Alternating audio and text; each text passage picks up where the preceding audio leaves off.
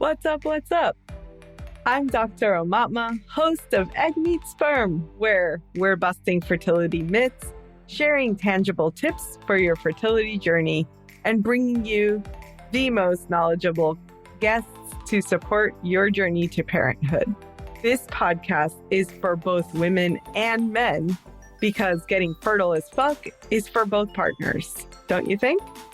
Remember, just listening to this podcast won't get you pregnant, but following the tips we share just may. Let's get you fertile AF so that you can co-create the family you dream of. And if your partner's not listening to this, make sure to share this episode with your partner. Hello and welcome to Egg Meets Sperm. My guest today is Maria Rothenburger, who is a Ph.D., LPC, and is a fertility coach, therapist, spirit baby communicator, and best-selling author of Transcending Infertility.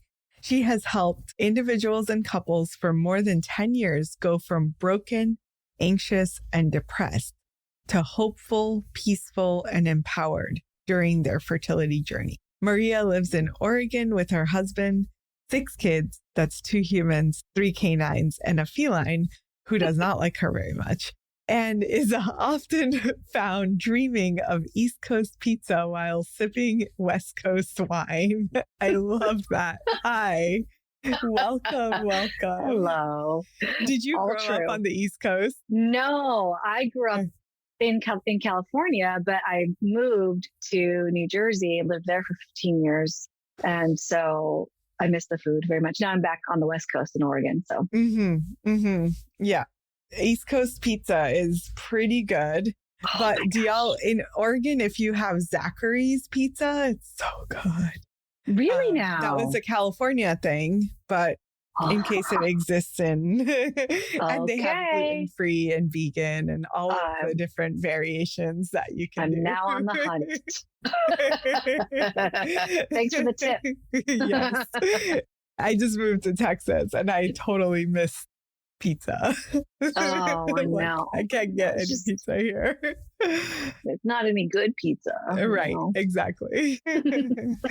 Well, I'm so excited to talk to you because you do amazing work with people that are struggling with fertility issues. So tell me a little bit about what it is that you do and how that supports someone's journey. Well, I do a variety of things, but I started with psychotherapy with people who are struggling with fertility issues, right? Specifically, so individuals and couples. And then I began to move into a coaching framework, which is different than therapy. The focus is really on healing, where coaching, the focus is more on growing from. Because my own experience of post-traumatic growth, which is a thing, a concept that's something that I researched for my dissertation, actually, because I didn't understand why I was feeling so happy. I was feeling so great and stable and wonderful and grateful for life, even during fertility issues. This is after all the darkness. But the coaching aspect of fertility stuff really helps people who are generally doing okay. You know, they're not really dealing with a mental health illness or diagnosable condition outside of like a adjustment disorder, but they really want to take their experience of their fertility struggles and make them useful. How can I make this useful? Not just okay and reach my baseline, but how can I grow from this? What can I take from this? And then I do a lot of spiritual work now. In 2020, a lot of things happened in 2020, didn't they? In July of 2020, lots of changes. I quote unquote came out as a spirit baby intuitive, which is not something that I don't know. I thought I was crazy actually at first when the first experience happened, when a baby came to me. 2 babies came to me from somebody who had lost her babies. I was doing traditional psychotherapy with her and her babies came to me. And I sat on that for 7 or 8 years before doing anything with it and decided and realized that it could be quite healing for people. And so now I do spirit baby work after some training. And yeah, I kind of run the gamut, except for the physical stuff, which is what you do. Right. Yeah. We kind of bridge around the energy stuff, but mental health, emotional health, and spiritual wellness. So yeah. And mental health is just such a component that comes up with the fertility journey in particular, because on one level, there are women on this journey who have experienced grief and specifically like around a pregnancy loss or something to that effect. But then there's also this like subtle grief that's happening month in and month out, right? Like women describe it as like, I was on the floor crying because I got my period again. And I'm curious, like if you have some ideas or tools or things that like a little mindset shift that might help support this perspective that we like in some way my body is failing me or I'm a failure, right? Like whether it's going to our bodies or ourselves, like it becomes such a shame and judgment and like all of the emotions that just keep arising. I'm curious what your thoughts are on that. Yeah. The word that comes to mind right now is it's complicated. And the phrase that comes to mind is it's complicated. There's so much going on, as you just alluded to. One of the first things that I want to highlight is that what is happening when one is laying on the floor in the fetal position or rocking because they just got their period is this is traumatic. This is a traumatic experience. And so much of the research points to this being very similar to a cancer diagnosis. Even though the cancer diagnosis is life-threatening, the same biological responses that one has from a life-threatening illness is what people who are dealing with fertility issues experience. So the very, very, very first tool, very first thing that I recommend people maybe change or shift their mindset around when they're experiencing a trauma response is, oh, I'm having a trauma response. And that's normal given what I'm going through. So it's a little bit of a pause rather than, oh my gosh, I'm having a terrible feeling. I have to feel okay right now, right now, right now. I have to do all the things to self-soothe. I have to go take a bubble bath. I have to go for a run. I have to go, blah, blah, blah. It becomes more the acknowledgement first. Oh, this is what's happening.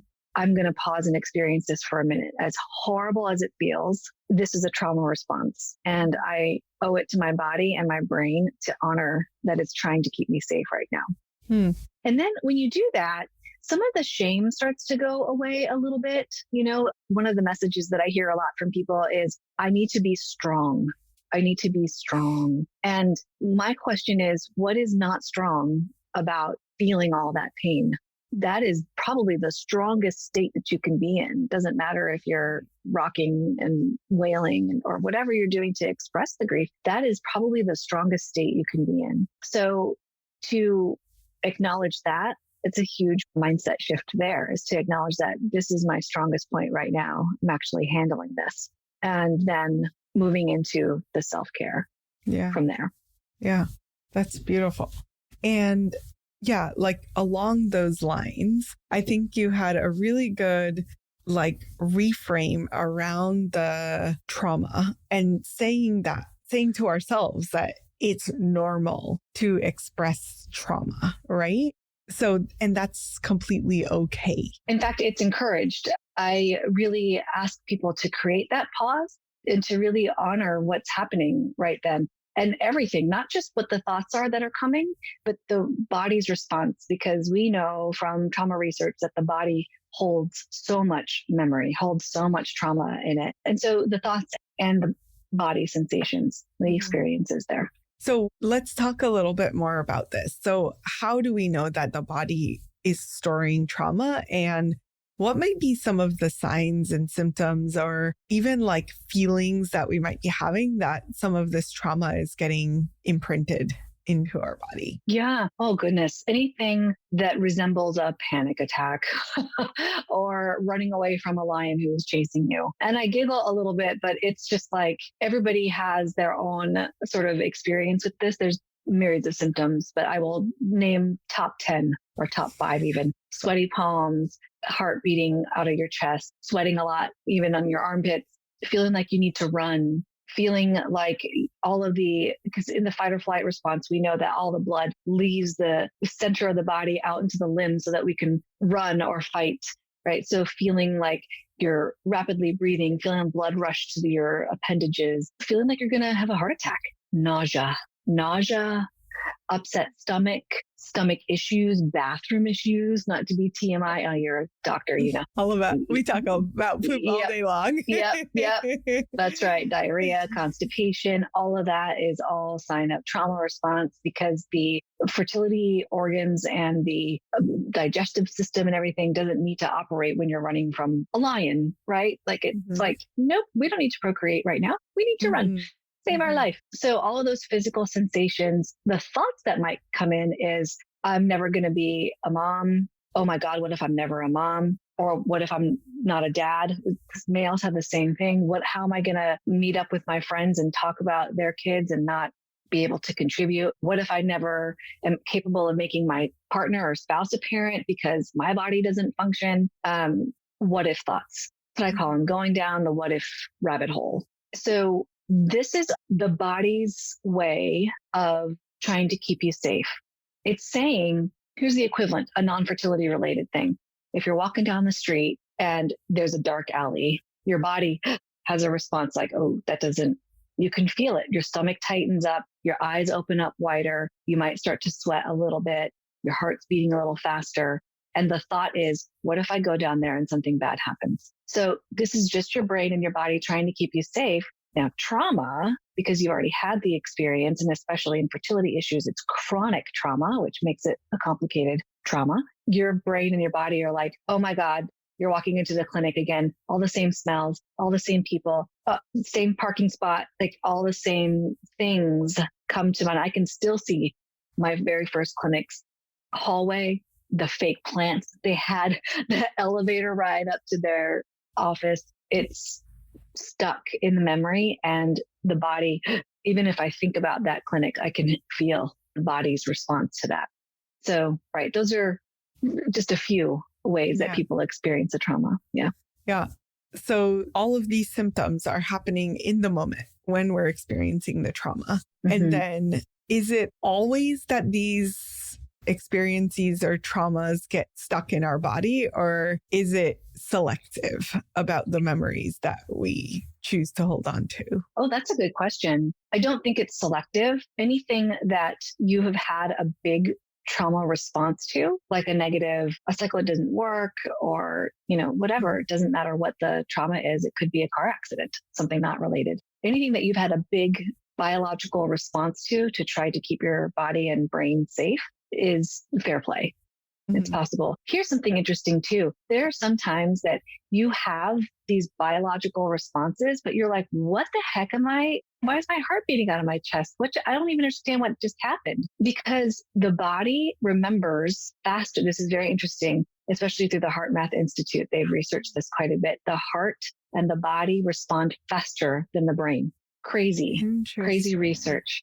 Sometimes the Heart Math Institute found up to 5 seconds faster than the brain. So you may even have this body response that you're like, I have no idea what the trigger just was. No idea. But then you'll go back and go, oh yeah, when I walked by that store, there was an ad for baby diapers or something. I don't know.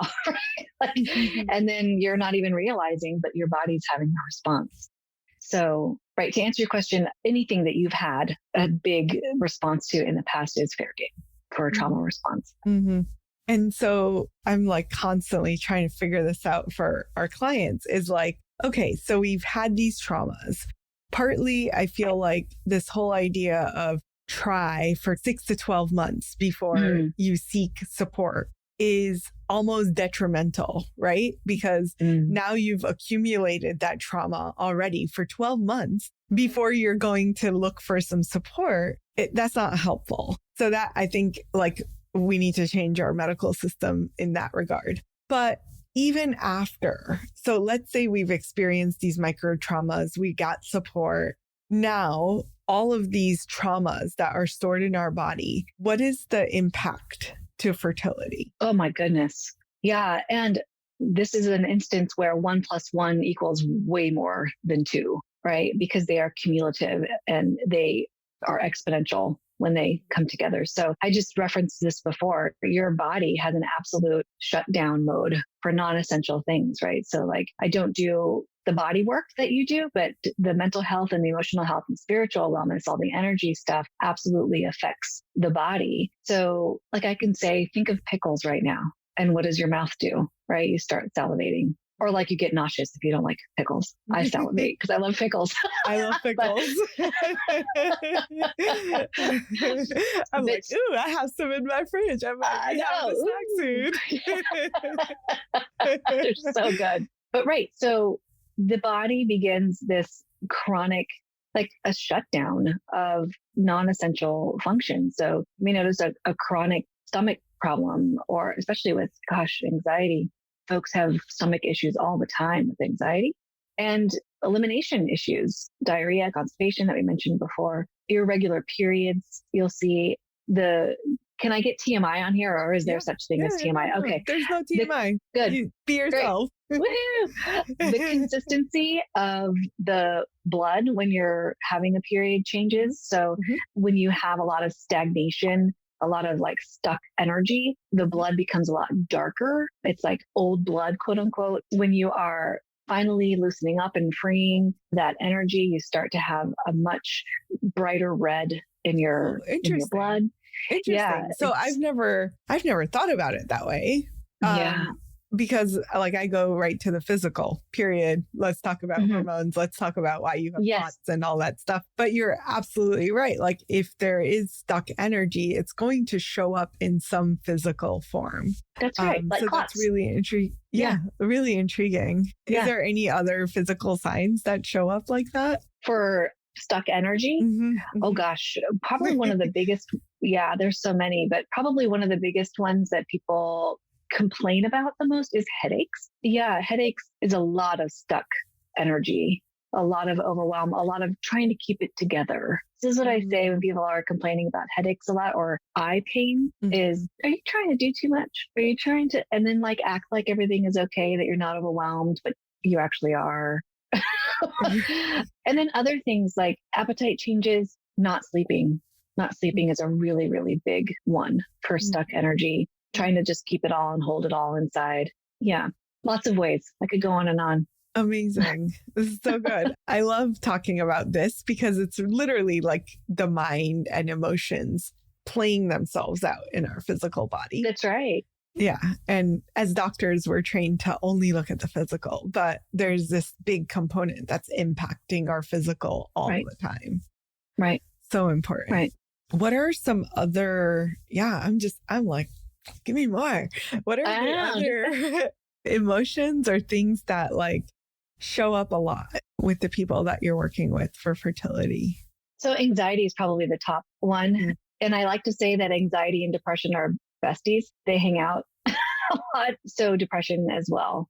It isn't as clear cut always, but some people might feel a clear cut shift in emotions with their cycles. So in the first phase, the first 2 weeks of the cycle, folks might feel a little more hopeful, a little more up, a little more looking forward to the future. And the last 2-week wait, the infamous 2-week wait, folks get on edge, anxious, and then it's a failed cycle. Then they can feel quite depressed. Of course, especially if there have been losses in the past, even if there's a pregnancy, folks can still stay on edge and be quite anxious and worried. So this differs for everybody, but those are really common, anxiety and depression.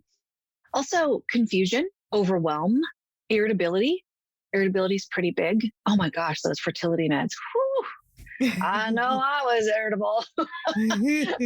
And then you start having issues interpersonally, not just with your partner, but at work, even with friends, with family. So all of these are really, really common. So if I had my drawing stuff, I would show you. There are emotions that are positive emotions that are either largely, very charged or very easygoing. So like very charged would be like, yay, I'm going to Disneyland tomorrow. Woohoo. Not my husband though. He'd be like, oh, frig, we're going to Disneyland. Crowds and everything. But a positively charged easygoing would be like content. You're just reading a book, happy, whatever, feeling still, but joyful, right? And then there are the negatively charged emotions that are either really, really intense or not very intense. So really, really intense is I'm really pissed off at you. And then like still would be a depression. Like I don't even really care. I don't want to get up or even take a shower or eat or anything. I don't care. So all the emotions that are over here in like the negative zone are common. Again, fair game for the fertility world. It's probably more difficult for folks who go between the two because the contrast makes the negative emotions that much harder to experience. So, yeah. So this, like the 2-week wait is probably one of the hardest pieces of like trying to conceive, especially if you're doing it naturally, because there's no tracking. There's not a lot of like information that we can gather to either support our hope or like decide that we need to wait for the next cycle. We can go down the Dr. Google rabbit hole though. What is this twinge? What does that mean? What if I'm, Oh my gosh. Yes. Like the number of times people are like, oh, my boobs are bigger or I feel more swollen. And I'm like, okay, let's just keep waiting. Like, there's nothing for me to do. There's no early test that we're going to know sooner. My right toe is itching. Well, I know. You know what? I'm giggling and laughing because that's me. Okay. Yeah. I'm making fun of myself because I did all of that. I did all of the same stuff. So what can we do if we're experiencing those things, if we're constantly in this like hope in the 2-week wait, which can be anxiety, depression, whatever emotions come up in the 2-week wait? What can we do to maybe like focus differently so that we're not so entrenched in the weight of it, but something else? Or is there? Of course. This is what we do. We mental health therapists and coaches. This is what we do. But first, I do want to say, speaking of therapists and coaches, there is a line where you really do need to get some help. Okay. And I even suggest getting some help before that line comes, because folks, especially the folks that I've worked with, they tend to be kind of type A, get shit done kind of people, like put their ducks in a row. And and they, give me the things, I'll do the things. But they forget that leaning on somebody for some support is also essential. So here's the line. If you start noticing that you're not functioning as you used to, it's time. So if you're not getting the nutrition that you used to with ease, because with fertility comes, you can't have this, you can't have that, you need to eat more of this, you need to take that. I'm talking outside of that. It should feel easy to you. If you're finding that you're making too many mistakes at work, if you're finding interpersonal relationships are just irritate the hell out of you, if you can't even look at your spouse right now or your partner, you don't even want to talk to your friends. If you're finding yourself reclusive and balling up in if you're isolating, it's time. Suicidal thoughts are really common, particularly with certain meds. So it's time to find somebody. I recommend you find somebody before that. That would be really great.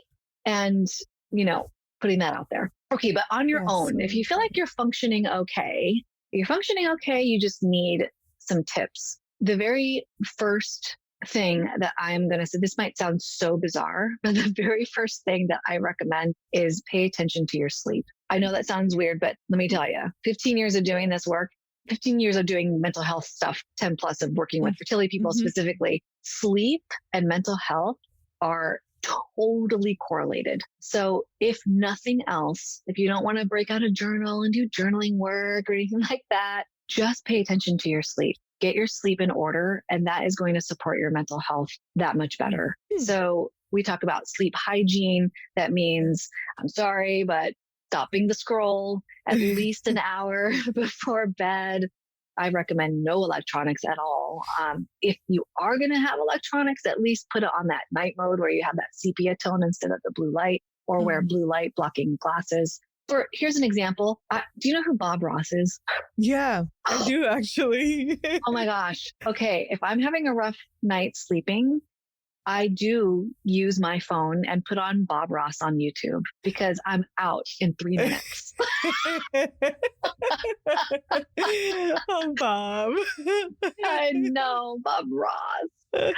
But I do turn on that. I have an iPhone, so it automatically goes to like night mode or something, that sepia tone. So if your phone does that automatically, great. If you need to do that manually, great. But there's an example. I know that supports my sleep. Yeah. So you definitely want to take care of your sleep first and foremost. And that's great because supporting your sleep actually has all of the physical benefits, right? Like getting the circadian rhythm right is going to support your fertility. It supports your adrenals. It supports your thyroid hormones. It's literally like all of the hormones improve with circadian balance. Yes. So not only can you have all of those benefits, but on top of it, you're supporting your mental health. You're supporting what I experience a lot, and you can tell me if this is common or not, is like a better bandwidth to deal with all of the things coming at us. Oh, if yes. I've had enough sleep, right? Good quality sleep. Good quality. There's the caveat there because you can sleep for 10 hours and have it be completely restless. Right. So how to get good quality sleep?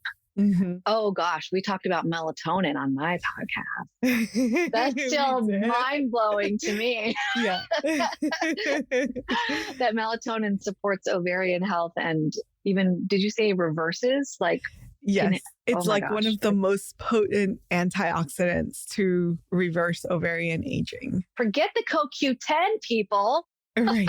Get on the melatonin. But I think like the research is still new on this, but my thought is there is always a difference when your body is invited to produce a hormone on its own versus a supplement, right? Yes. So I'm going to extend that to melatonin, which is a hormone, your body producing it on its own. If you're supplementing and having more of it, maybe okay. But primarily, like step one is you have to get your body producing this stuff on its own because replacement is often what I have seen the pattern, right? Like hormones have grown in popularity over the years. And we know that even the bioidentical hormones aren't the same as our body producing them. That's right. So always, step one, see if your body will produce it itself. And there are lots of herbs and supplements and things that you can use to help enhance the production.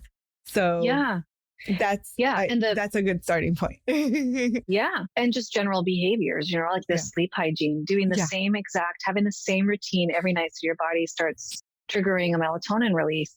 Having a completely dark room, really, really helpful. So there are lots of behaviors that you can do to tell your body, okay, that's time. Now on an energy level too, if you want to get a little woo-woo. Yeah, I do always. Yeah. I encourage folks to engage their beautiful imagination. Imagination is there for a reason.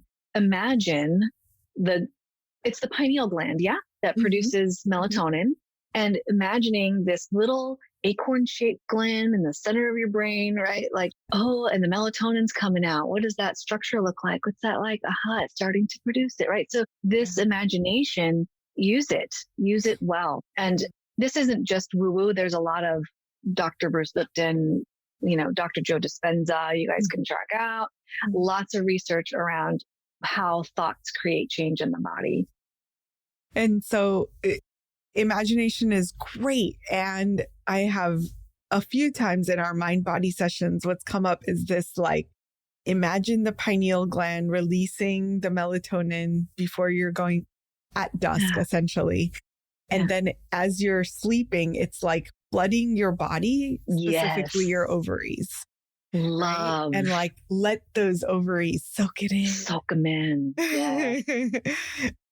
So like use it.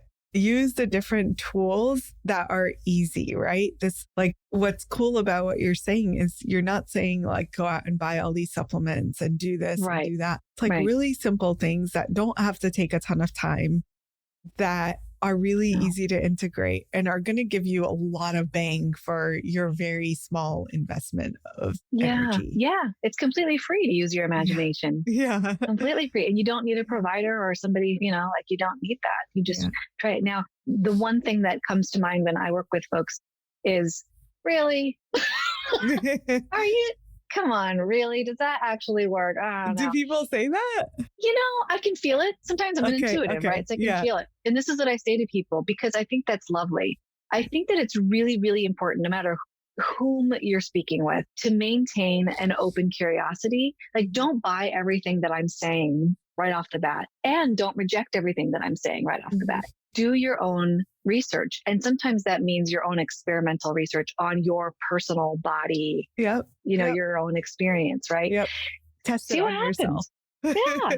Be the scientist. That's right. What happens if I pretend that this works? What happens if I pretend and use my imagination? Let me just see. Maybe the quality of my sleep is better tonight. Who knows? Do your own experiments, your own research on yourself.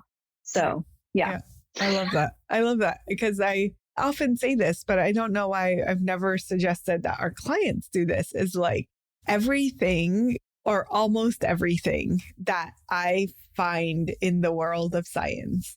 It's like, oh, the newest cutting edge diet and the newest cutting edge supplements and this and that and that. And I literally like try everything on myself, right? And I am a little bit like, okay, let me try this for 3 months, see what happens. If I experience amazing response, I'll maybe like offer it to a few select people and they'll try it and they give me feedback. And then I'm like, oh, this is good. This is like a nice little pattern that's happening.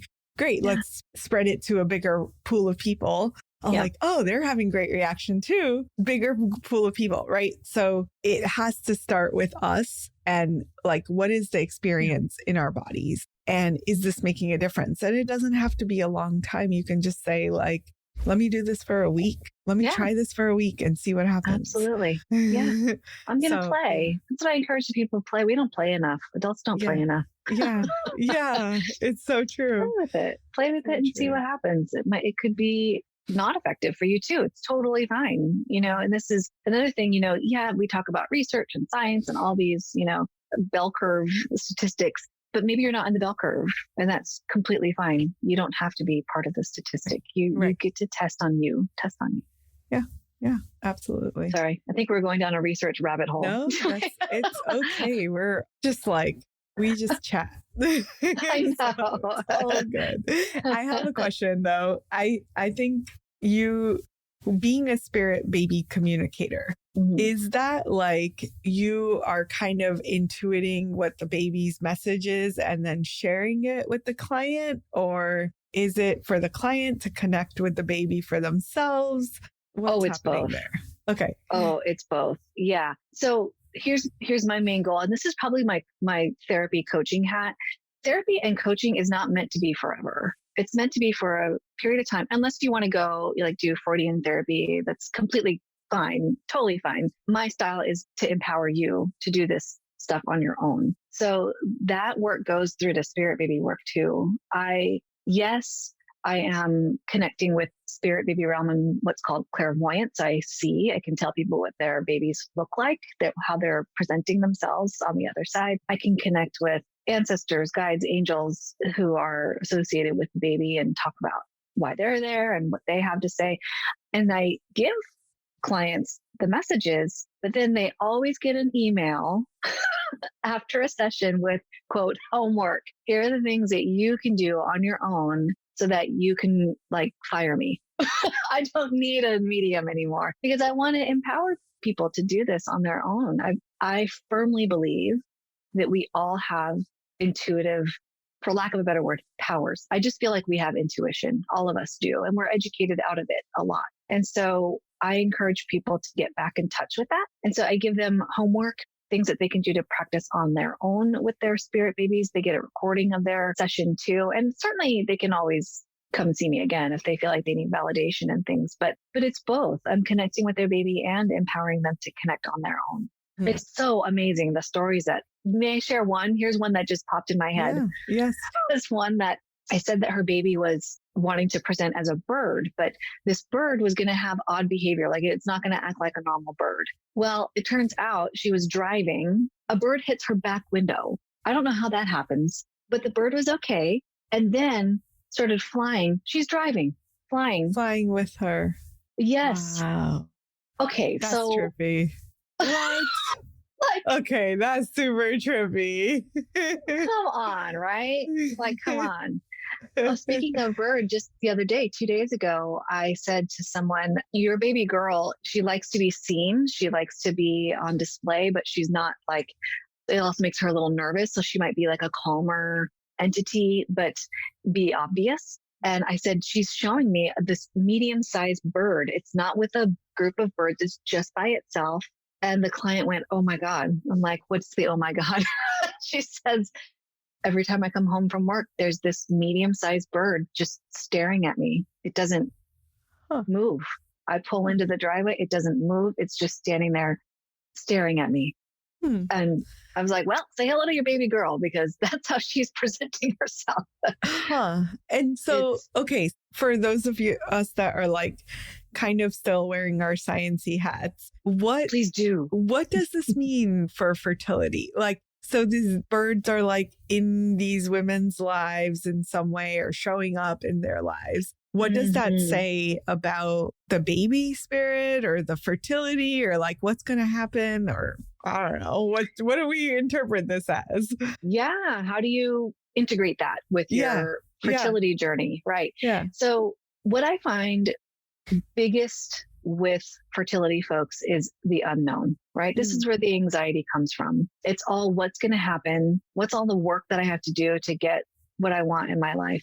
And there's a sense of peace that comes when people feel like they are connected to their spirit babies.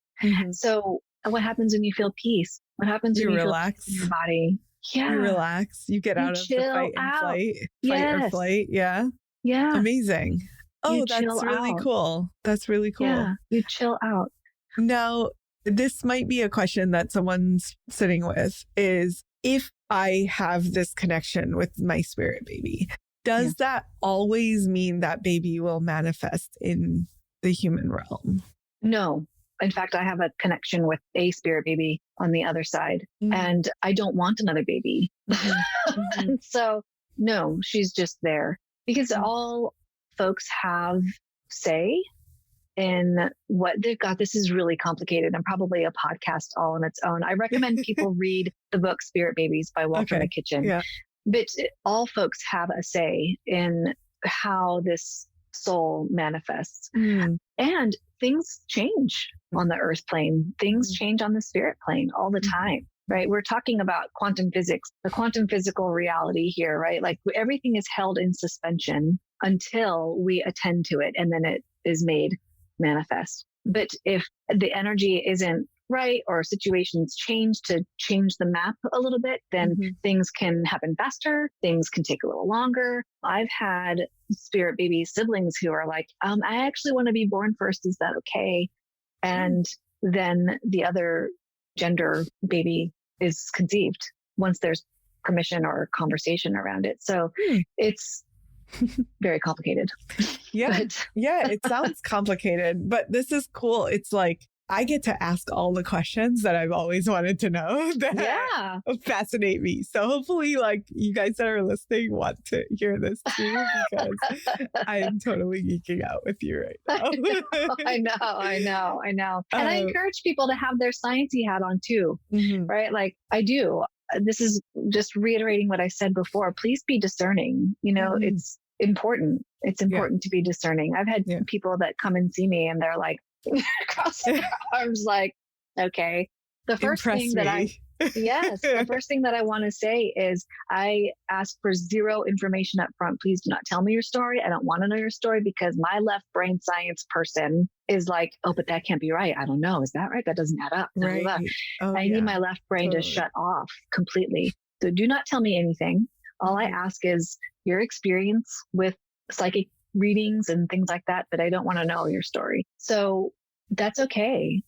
Come with your open skepticism, your healthy skepticism. I think it's important. Yeah. And even if you don't believe any of it, if it gives you a better sense of calm and peace, success. Like that's the placebo effect, my dear, isn't it? If somebody's telling me that that's just the placebo effect, I'm like, great, then look at what my body can do. Right. Yes. That's amazing. I'm so happy. Yeah, absolutely. I'm with you. I feel like there is this the placebo effect is like the negative thing in science. But in reality, it's like we don't really realize that so much of what we take into our bodies is having more reactions than we anticipate on other levels and other fields. So really like the idea that a placebo can change how we feel or how we're acting in the world, or just like not being in that constant, like, oh my God, I'm walking down this dark alley and I don't know what's coming on the other side. Like if we can shift out of that state, that's going to massively transform, especially the fertility journey, potentially other things, but I can only speak for what I know. And I know that for fertility, for couples that are struggling on this path, being able to have this shift in presence. It's not even mindset, because you haven't really like done anything about your mindset. It's really like you shifted into a different state. Yeah, that is a great way of putting it. Yeah. You have shifted into a different state. Right.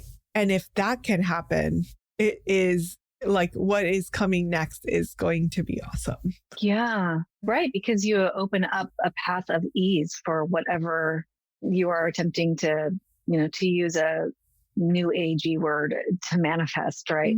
Like whatever it is that you are attending to is now has an easier path to make its way to you. So, right. And the mindset shift is there because you become more open. You become more like, okay, instead of trying to control the universe, instead of trying to say, strangle the universe is a Gabby Bernstein phrase. I was trying to strangle the universe. I'm like, that's right. That's what we do. We fertility people. She was dealing with her own fertility struggles. Instead of attempting to strangle the universe, you open up. And instead of being in a state of grab, grab, grab, you're in a state of receive, receive, receive. I think we talked about this on my podcast. You and I interviewed you. Yeah. There's just a shift in that way. It's a big energetic shift, but also mindset, because, and this is the chapter in my book, you are letting go, not giving up, just letting go. Yeah.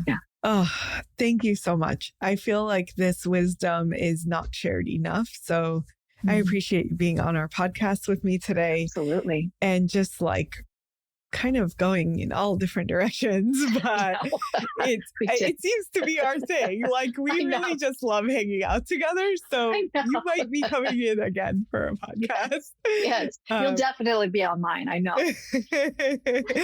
It is just so much fun to have this like science meets higher spirit, intuition, whatever we want to name this thing. Energy.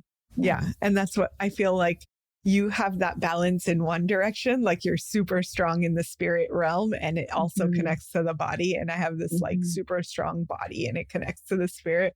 Yeah. Oh, I know. It feeds all of my cells. All right. Enough. I have a little crush. So yes, for all of you listeners that are listening in, like, what is going on here? That is what's happening. We have a great time together. Yeah. Awesome. Well, we will have you back again. I know that you have some awesome gifts for our listeners. Would you like to share a little bit about what those are? Yeah. You can go to my website, drmariarothenburger.com, and that's burger like hamburger, I like to say.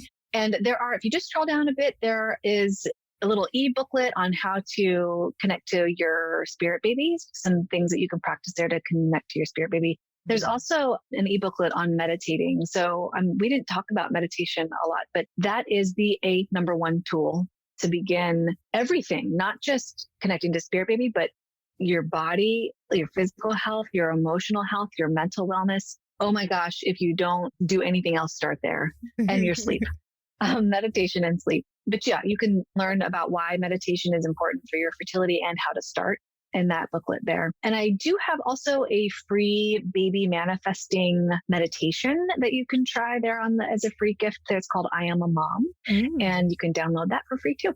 Yeah. Awesome. Well, thank you so much for all of your amazing work and your gifts and the way that you just are just a breath of fresh air on this fertility journey. Thanks for having me. And I will look forward to seeing you again very soon. Likewise. Thank you. Was that an amazing episode or what? Make sure to check our show notes so that you can link up with our guests.